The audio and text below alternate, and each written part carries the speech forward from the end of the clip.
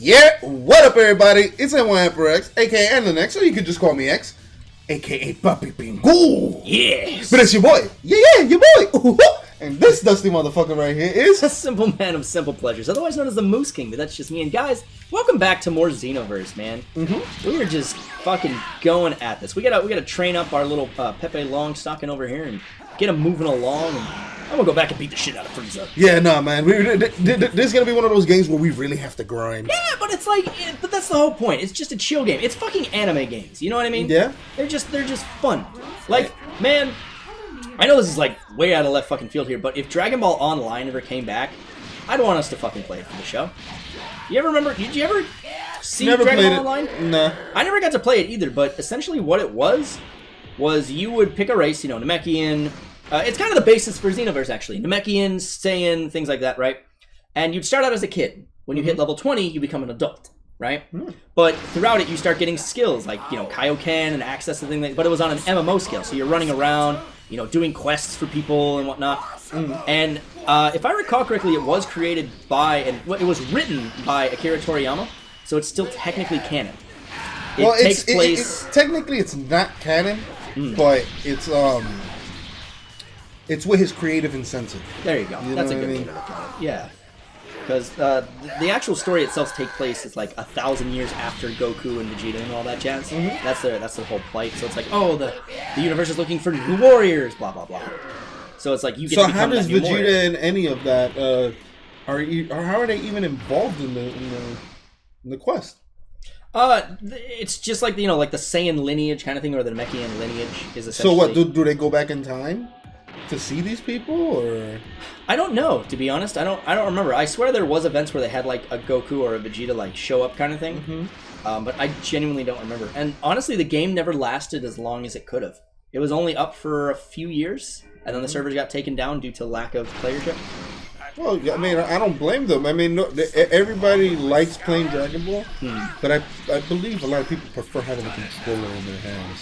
And don't get me wrong, yeah, you have mods to do that, but that's the thing. I honestly don't remember what the layout was for the game, and I think you might be right about the controller thing, because it was also an early 2000s kind of game. So I think controller support was still kind of a big deal to do overall. You know what I mean? Yeah, no, I mean that's why. To be honest, that's why I never got into PC games, because you like your controller, man. Yeah, I don't like not being able to control it, you know, the way I want to. Just have it with the keyboard and the mouse. You know, that's too much. You're a better gamer than me. You know what I mean? Like, I consider myself a gamer, but PC people, bro, they're on a whole fucking different level. And then, you know, that's just regular PC people. Then you start talking about Korean PC players. Oh no. Those guys are in a fucking category of their own, man. Say, like, even just, you know, real-time strategy games, RTSs and shit like that, they are the fucking shit. Like, I think, let's see. What's the... I can't remember the game. I think it was StarCraft or StarCraft 2 or something like that when it came out originally. Like, it was just dominated by Korean players, man. Like, there was no fucking get away or get out of it, man. You either got good or went the fuck home. I don't know, bro. I just... Yeah.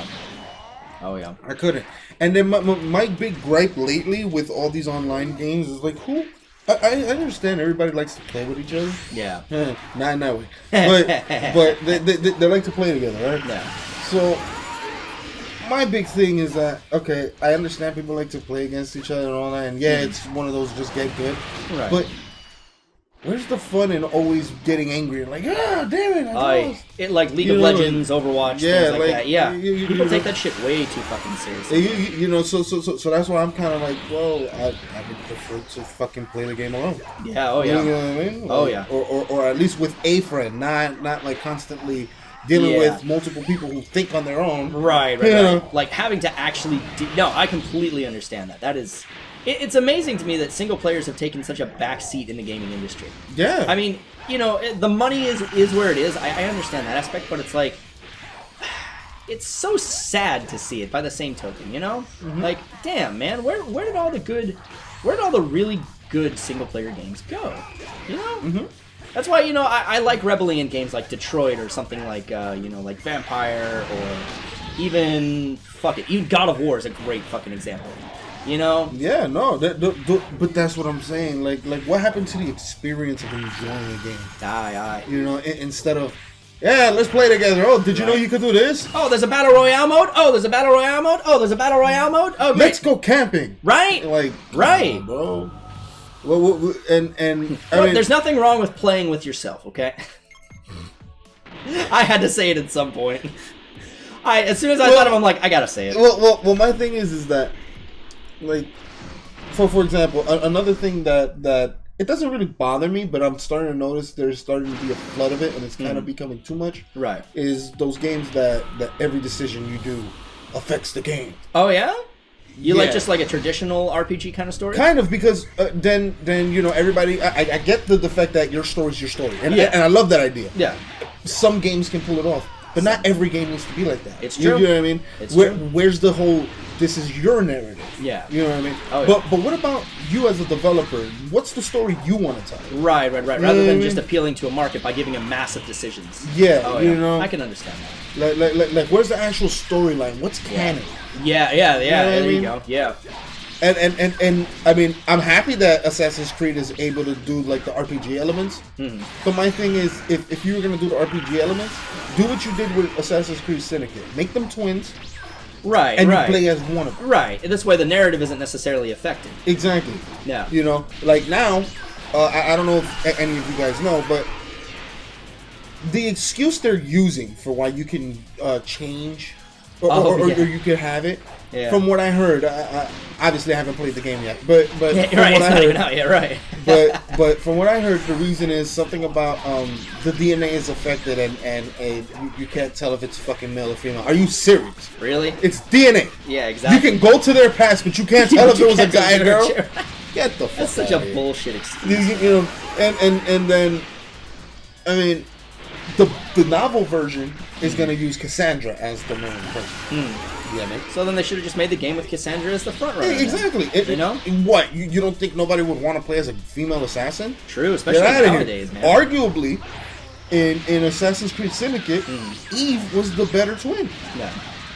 You know? Did she have like what was the difference between playing as the twins anyways? I've never There really wasn't much of a difference. He had more of a brawler like mentality in it. It was more personality.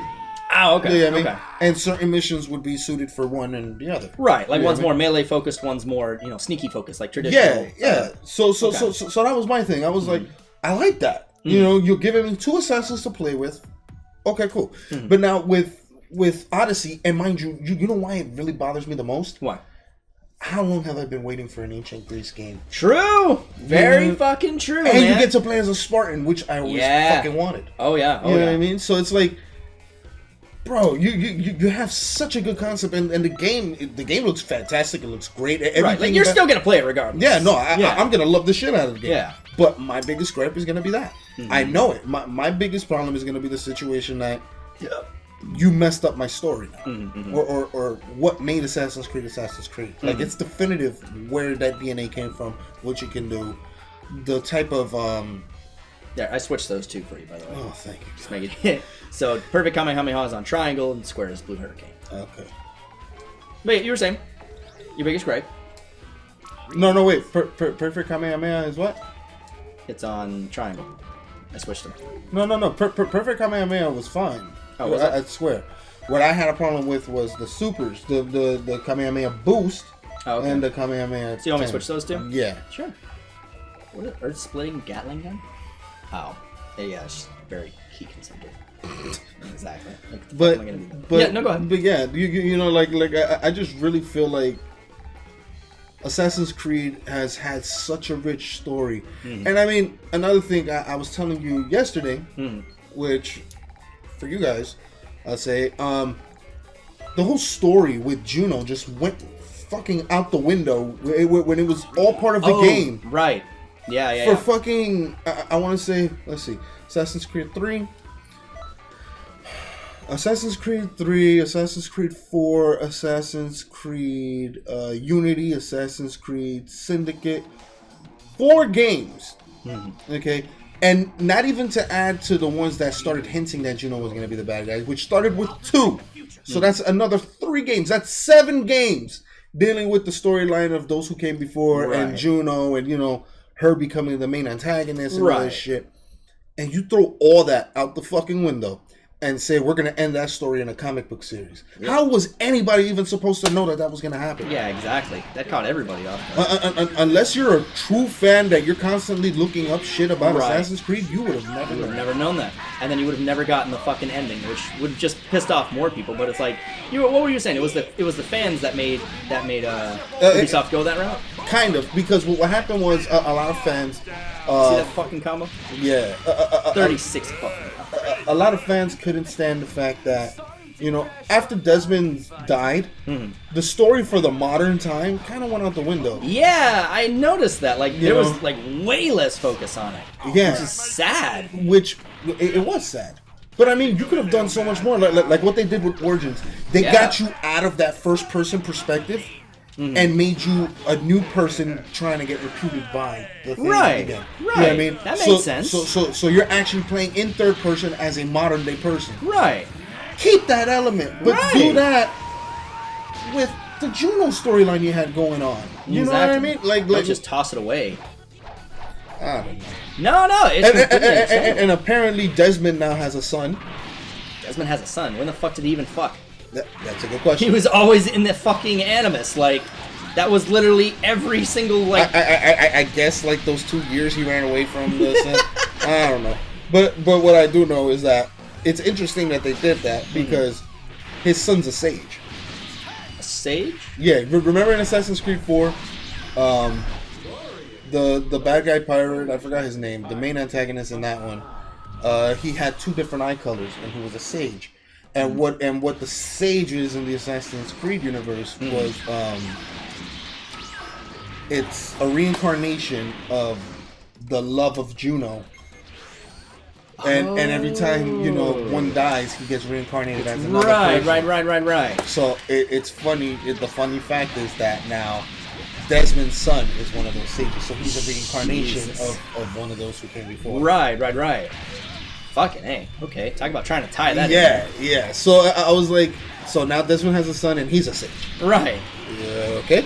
Yeah, right? It's like, okay. And that's the thing. It just saddens me because the story was so rich. It really was. There was a lot of really good shit going on. Like Assassin's Creed 3, a lot of people don't like that game much because Connor was dull compared to Ezio.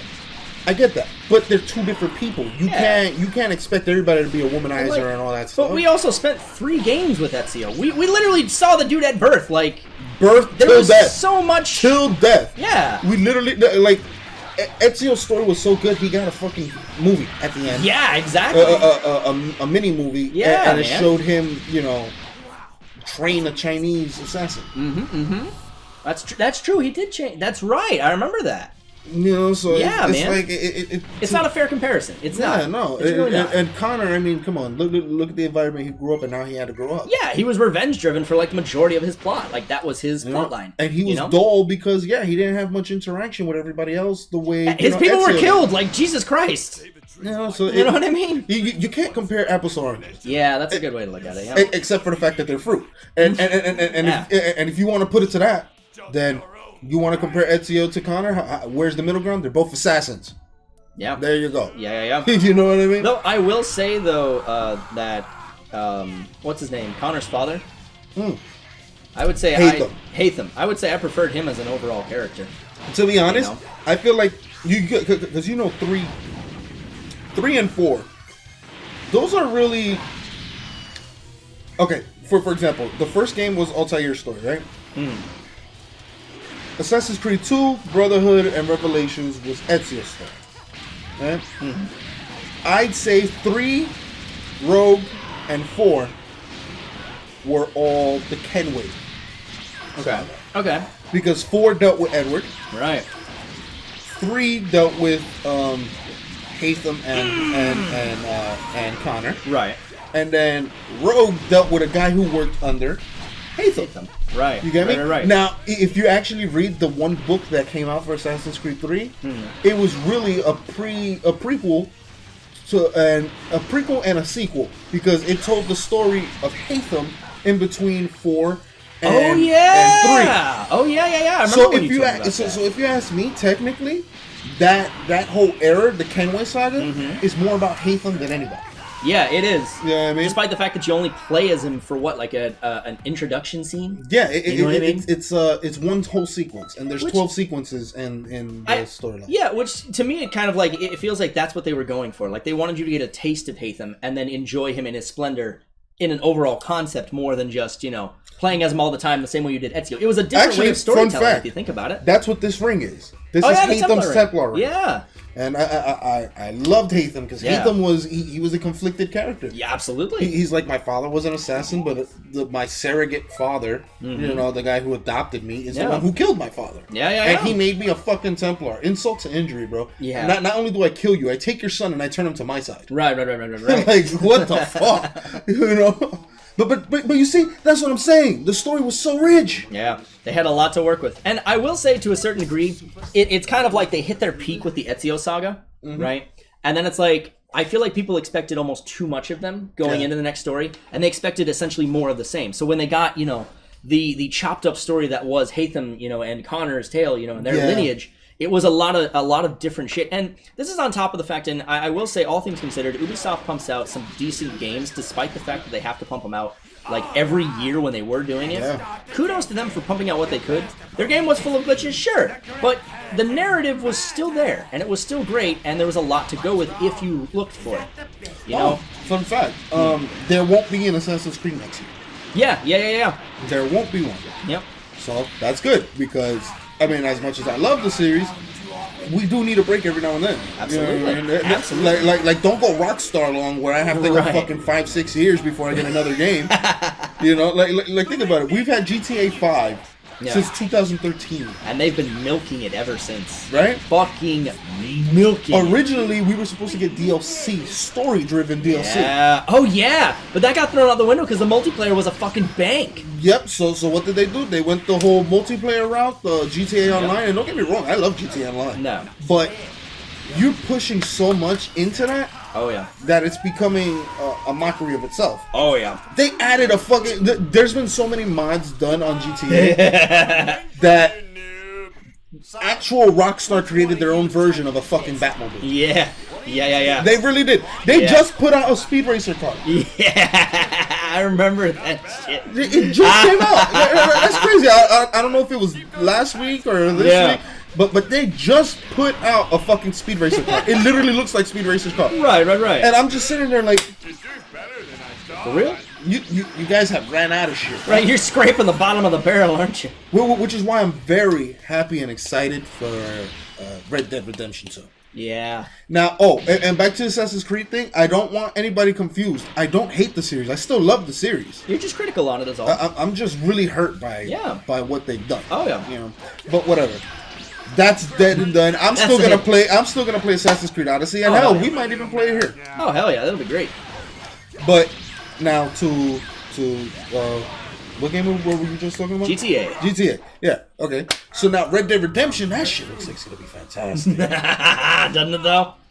Oh my god. How much longer do we have on this episode, by the way? Another 10 minutes. Oh, okay, cool. So I can talk. Yeah, go for it. Yeah, go for it, brother. Go for it. I'm taking over today. That's what Xeno's about, man. Xeno's about discussions. I'm taking over today. Oh, god damn it. So, all of them are awake? Yeah, no, they all do. And, they wake up with, like, a bar. Oh, wow, yeah. Let me go knock them the fuck out. So, GTA. Yeah, so... Becoming a mockery of itself. Yeah, and again, these are all games I love. I'm just... I'm flabbergasted by how these studios are handling it. Ooh, big word. I'm really into the whole GTA Online thing. I really am. But give me more narrative. Yeah. Stop giving me, you can get this amount of money for this. Mm-hmm. And this amount of money if you pay us this. Yeah. It's like... It's turning into a true MMO is what it's turning into. Yeah. And it's like, I love GTA, I really do. But the main reason why everybody always loved GTA was because you could act crazy, kill things, take out your frustrations, whatever you can't do in real life. Basically. Okay? But the story was rich. Oh, absolutely. Every time they put out a story, it was beautifully crafted. The PS2 era GTA, was making fun of movies in a way, like copying movies, but like in a GTA fashion. GTA 4 came out, which is now the HD universe we're talking. Right. It was a mockery of the society that it was. If you look at GTA 4, it was a mockery of American society. Mm-hmm. You know, and so they went the route of, in 2008, what was going on in New York and around the world and blah, blah. Right. And you know, I just recently found this out, which I'm late to. The Statue of Liberty in there, which is called the Statue of Happiness, is literally Hillary Clinton's face. I didn't know that either. Damn, I thought you were going to talk about the heart being in the middle of the statue, but damn. No. The heart. The heart is an old thing. Yeah, and even to the point where she's holding a hot coffee. Yeah. But the face is Hillary Clinton's because she was one of the main advocates that tried to shut down GTA. Ha!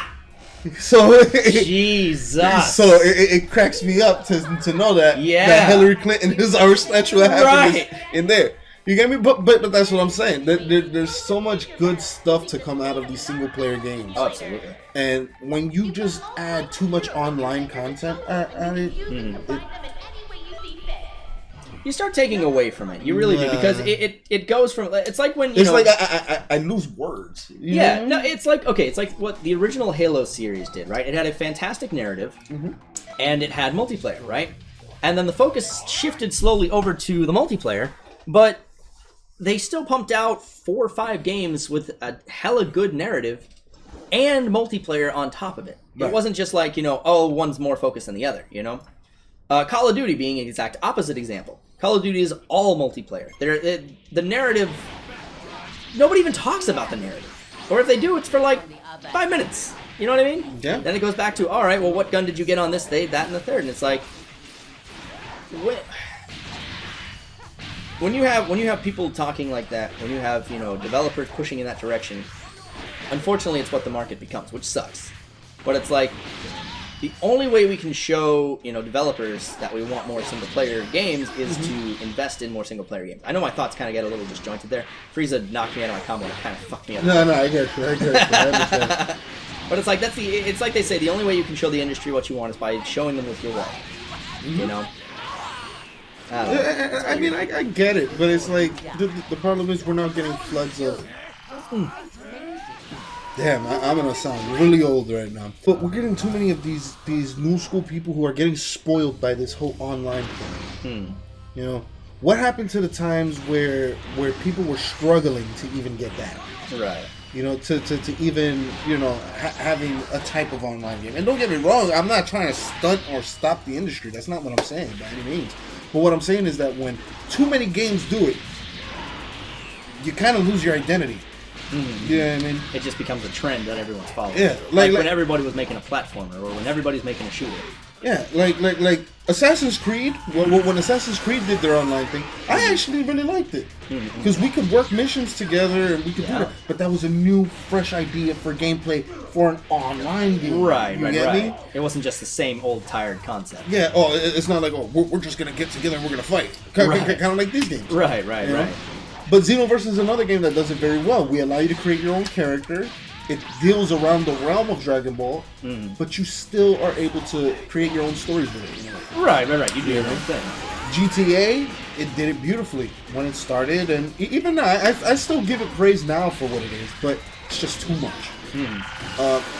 I'm more angry at like first-person shooters and now how the Battle Royale thing is becoming a craze. Like, for example, I was really interested in getting H1Z1, the computer version. Yeah. Once it came out for PS4, I was hoping it was going to be just like it, and then I found out, oh no, it's just Battle Royale again. Really? Yeah. That's stupid. So H1Z1, exactly my point. H1Z1 was a zombie survival game that you played online, so you could run into people who could rob you. Yeah. You know what I mean? No, instead we're just gonna make it a shooting them up. They all fight each other. Boo! Come on, man. Yeah, double boo all the way around, man. You get me? And that's where my gripe comes because now everybody's just copying everybody. Yeah. Oh God, yeah. There's a lack of originality in the industry. That's a guarantee. And the irony is, you go and you look at all these indie developers, and they make some fantastic shit. Shovel Knight, Hollow Knight, You know, you get some really good indie titles out there, and you can see there's still creativity that's, you know, it wants to be had, which makes me feel like it's the publishers who aren't willing to take these chances because there's too much money being made, you know, from these other multiplayer aspects. I'd agree. I'd second that. I'd say that it's almost as lazy as, you remember in Super when they did the Resurrection F saga again, and then they had Gohan turn Super Saiyan. Mm-hmm. He had a different haircut, but all of a sudden when he turned Super Saiyan, he had his old haircut. Yeah. Again. Yeah. It's almost as lazy as that. Yeah. Right. You know what I mean? Right. Like I mean, at least future Gohan had a different haircut when he turned Super Saiyan. Different Super Saiyan haircut. Hell yeah. You know what I mean? Hell yeah. It's almost as lazy as that. It's almost as lazy as like, oh, this is a different haircut from Z, but guess what? When he turns Super Saiyan, right there it is. Oh. Poor Gohan. All right, but nevertheless, guys, brush that dust off your shoulders. Brush that dust off that beautiful ass subscribe button. If you like what we do here, leave a like on this video. Leave a comment down in the comment section. We'll try to get back to you guys. Don't forget to give that bell a little ring so you always know when our next video goes live. If you really like what we do here, share us out to your friends. Tell everyone you've ever met and everyone you've never met about what it is we do here. Brother, you're on Planet Namek. It's about to blow up in 5 minutes. Oh, shit. How the fuck do you tell people to subscribe in 5 minutes? Holy shit, we're gonna die, but hurry up, grab your phone so that you can subscribe to this bastards! Fuck yes! But at least we subscribe!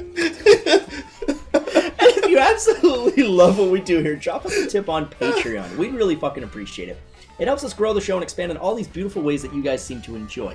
Don't forget there is 2 tiers. The first tier is a tip jar. The second one gets your name in the credits. You will become part of this glorious Jurassic Park montage that we're going to put together when we get enough names. But we will see you guys in the next episode.